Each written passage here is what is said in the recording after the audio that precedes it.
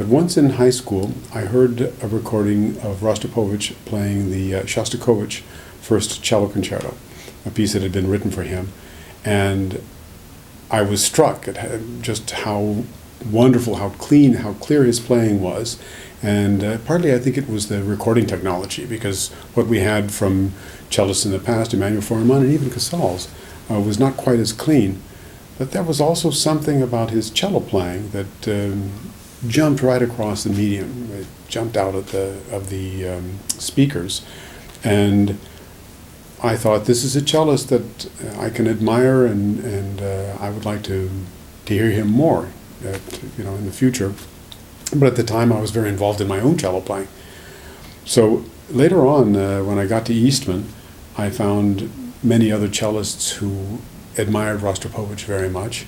And sometime after I had left Eastman, Rostropovich came and did a master class there on the cello. So of course, my first knowledge of him was not as a conductor, but as a cellist. I came to Washington, and I was in the military.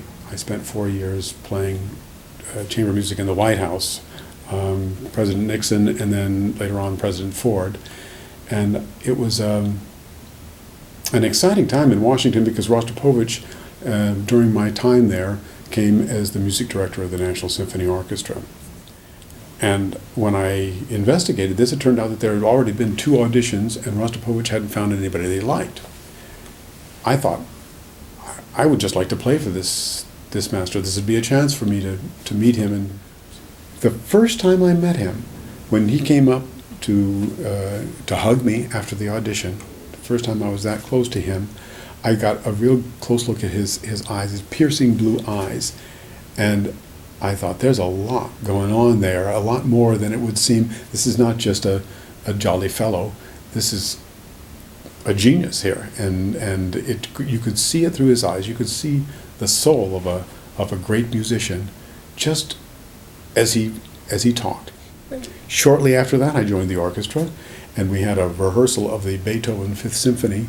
It was up in one of the rehearsal rooms upstairs, so a very uncomfortable place. The principal bass player had brought in, as a joke, a wig, this blonde wig that his wife had, and Steve Brewster, he was totally bald, and he was wearing it as a joke. And Slava looked back and said, "No, Steve, me, give to me, I need."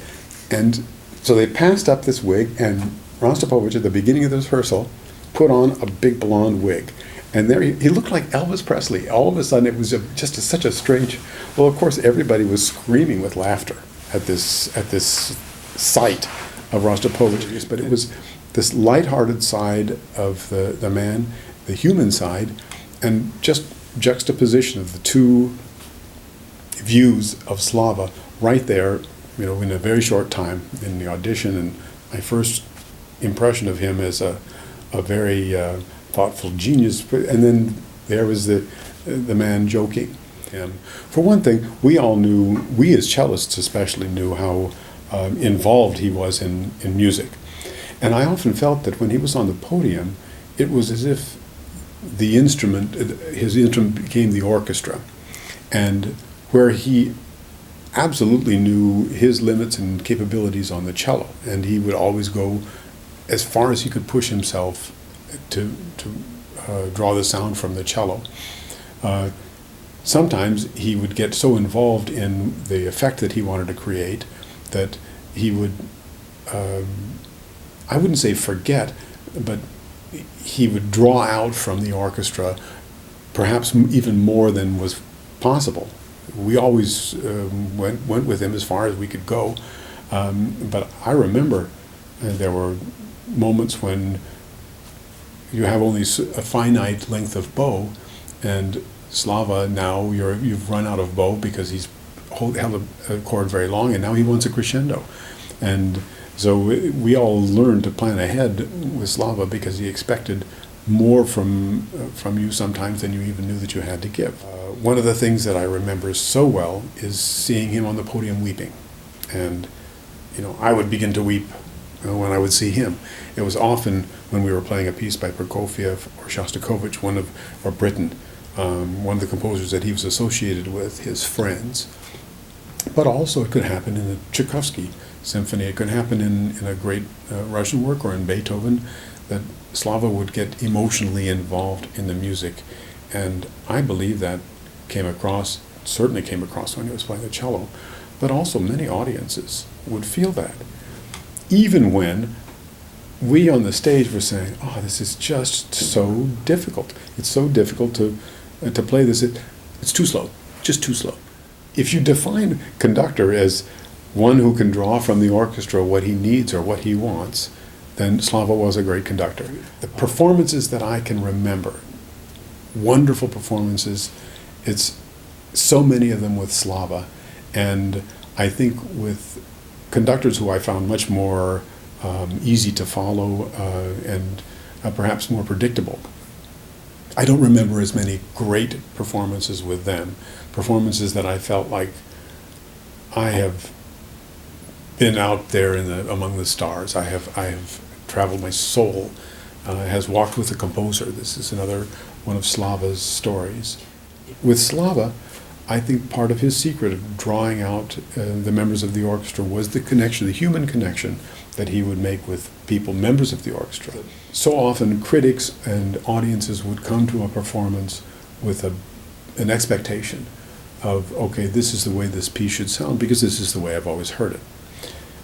And if you had that and then heard Slava's interpretation of a great masterwork, symphonic repertoire, you might come away saying, well, no, that's not correct, or that's not what I expected. If you just prepared yourself for an experience of the music, and as if you were hearing it for the first time. This is a Beethoven symphony that I know very well, but I'm going to listen to it in this fresh interpretation, and listen to the validity of the interpretation. Then you would appreciate it in a different way, without the preconception. It's very difficult for us to lose our preconceptions, as performers especially. And I can say that is very true now, because I have a preconception with the Shostakovich Fifth Symphony. It's very difficult for me ever to lose sight of the way we played that with Slava. And it felt so right every time we played it with Slava. And as unclear as he could be sometimes on the podium, he got his ideas across.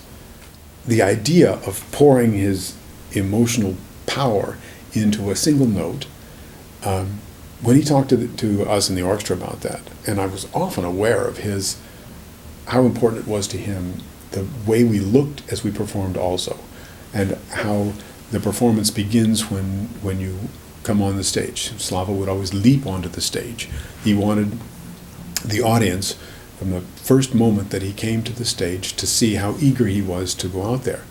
And I felt like that came across every time Rostropovich came out to play. Every performance, somehow he found a key to unlock the secrets of, let's say, the soul of a composer. We know very well that Slava was 100% all the time he was out there. It didn't matter if we were playing in a gymnasium. You and I have talked about this. We could be in a high school gymnasium, and the public deserves the very best that we can give. The composer deserves it, the public deserves it, and we, as artists, deserve it. We must find this within ourselves. He would tell stories about giving concerts for 6 people. Once in a blizzard, only 6 people showed up, but he gave his full concert because they were there. They had arrived to hear a concert, and so he did his whole cello concert. They pulled the curtains on the stage. He just sat on stage with these 6 people. He said it was such a successful concert that he played all of his encores because they so much applauded him after each piece. And I think it's a larger-than-life personality. We think of people like Picasso. These people who leave a legacy. It's that sort of thing. The great artists, the great composers, and Slava has left his mark. And I think on all of us who knew him, and he was a human being too. Like you said, he could say things that could hurt you. But at the same time, I felt like he really cared about the things that I cared about: the cello, the orchestra, performing. There's a moment in that piece, just before that English horn solo, where all the strings are playing tremolo.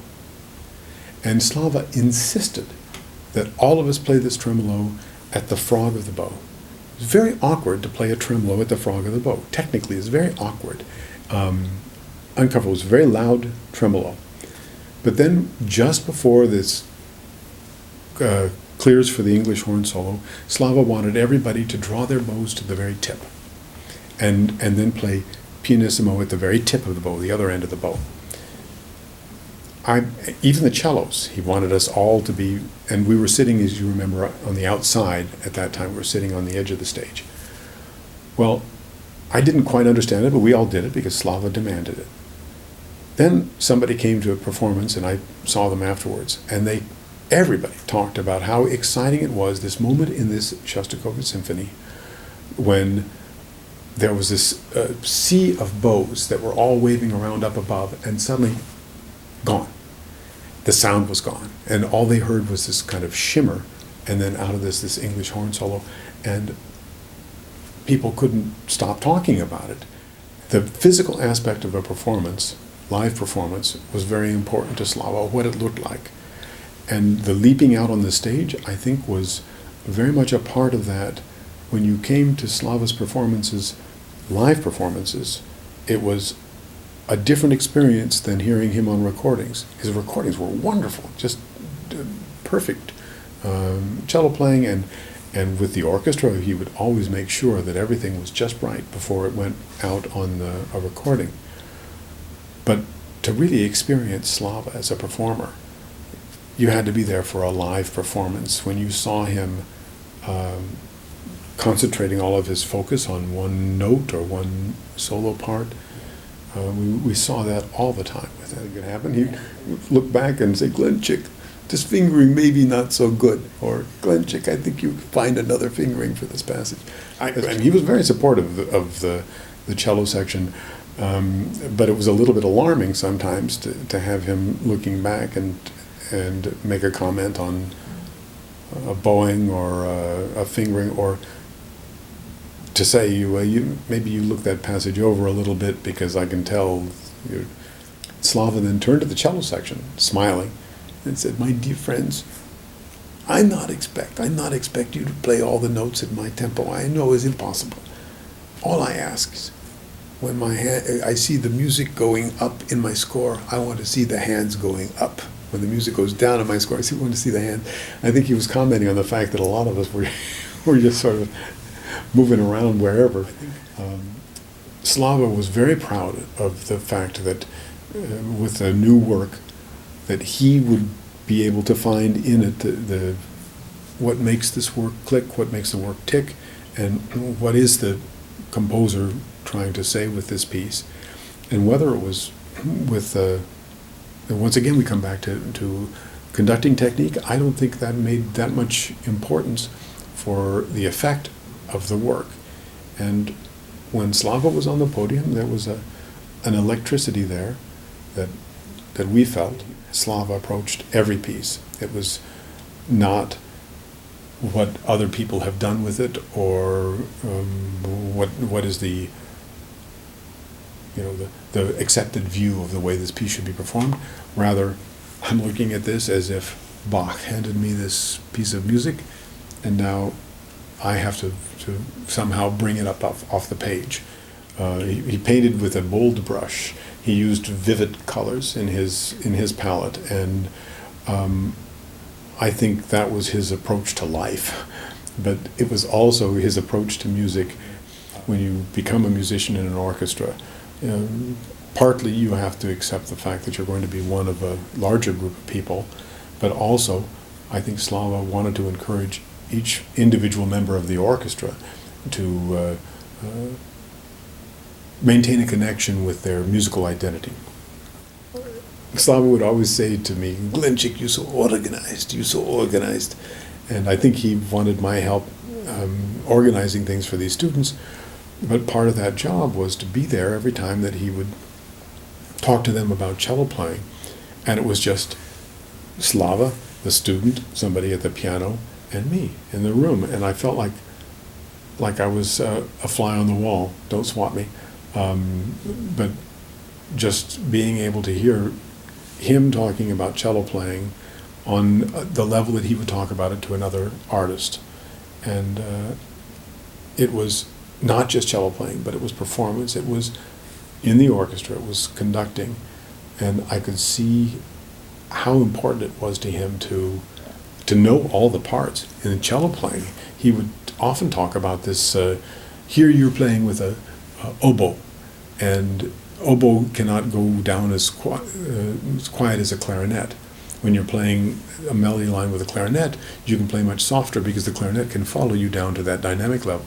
But if the oboe goes down too far, the sound will collapse. And so he would comment on things like that, making me aware of the fact that he was aware of not just the cello solo part, but he knew who in the orchestra was playing a part with him. And I believe that he brought that when he came to the podium. He was also aware of the capabilities and the limitations of the instruments, various places in the orchestra. Although we all remember times when Slava would sort of forget that you can only get so much crescendo out before people run out of air, or they run out of bow, or because of his.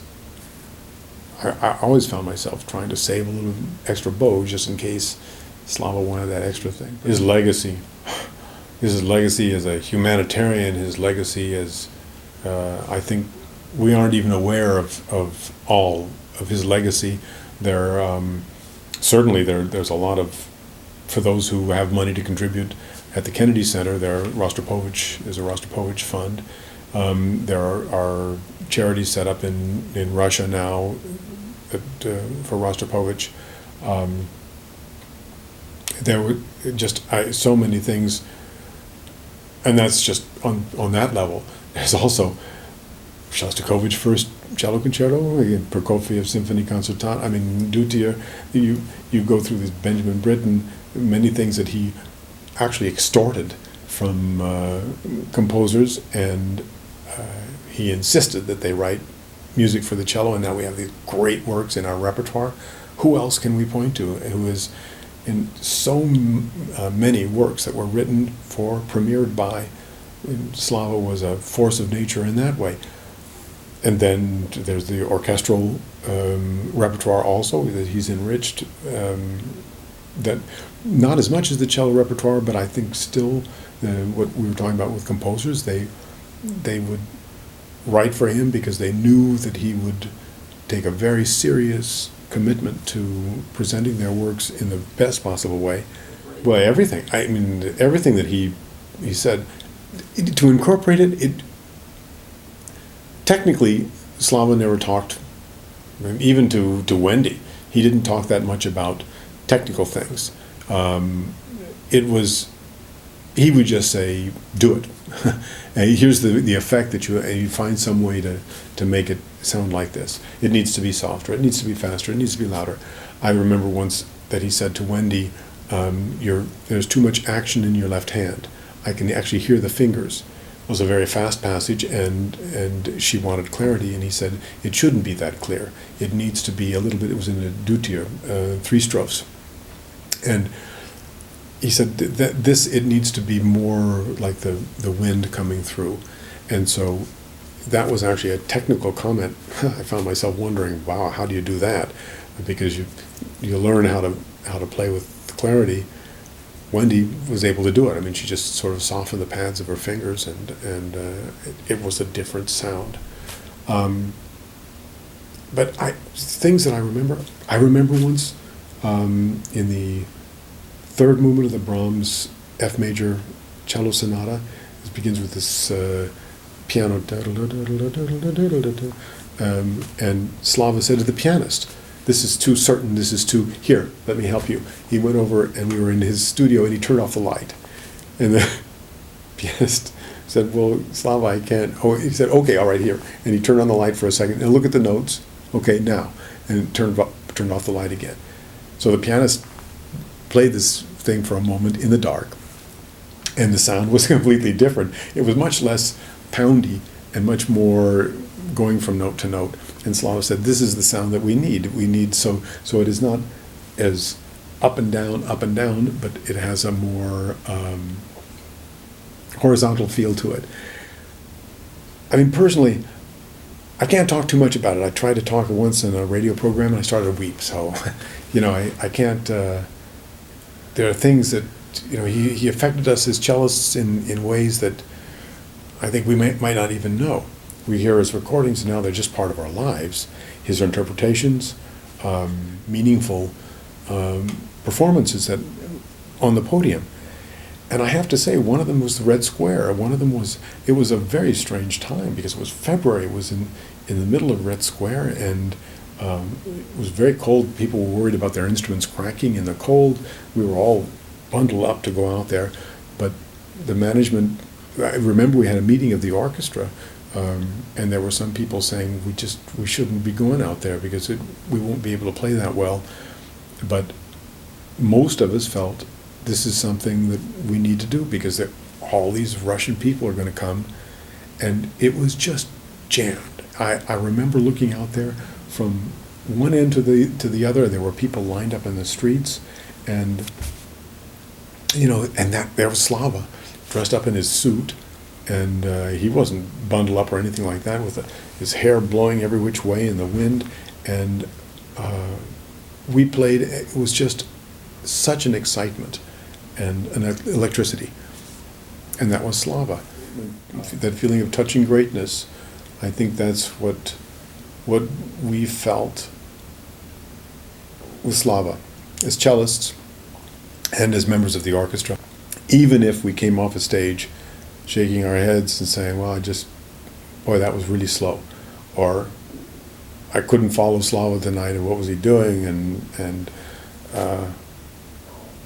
Slava himself would laugh at things that happened in performance. It was life, Sometimes in a performance, something would not go as expected, and Slava would smile at something because we were all giving our best. But sometimes it happens.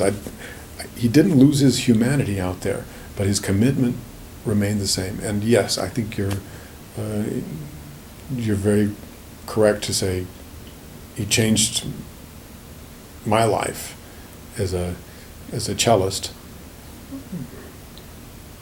Maybe not from that first recording that I heard, but even that made such an impression on me, the recording of his cello playing, and then going on through. I'll say early on in the Shostakovich first cello concerto, those long runs at the end of the cello concerto, a colleague of mine at Eastman and I slowed down the recording just to see if Slava was actually playing, do we hear different pitches on these things? And sure enough, we did. It was amazing that Slava was actually, in all that speed, he was playing the notes. And I think things changed for sure, although he seemed always happy to be in Washington. And, I remember that the first time Slava came back, we did that thing with the ballet and Prokofiev, Romeo and Juliet, and we did the Queen of Spades, this opera. And I came for that first rehearsal, and as I came up to the hall, I heard all this banging, hammering, and nailing, and they were constructing the stage. And I thought, yep, Slava's back. We're going to do some really big production. It was wonderful. It was exciting. It was so Slava, and that was. They spent a lot of money on that, but I remember thinking this is just a wonderful experience. Prokofiev and Tchaikovsky with Slava. That last time, I felt like partly he seemed distracted, and also there were rumors that he was not feeling very well at that time. So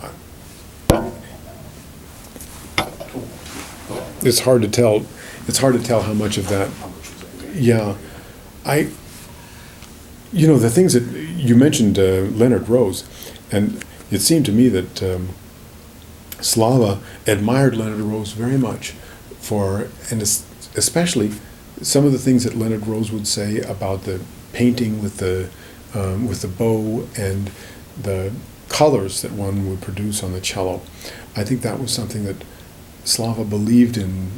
You know, it was very important to him that you have a color palette in your sound.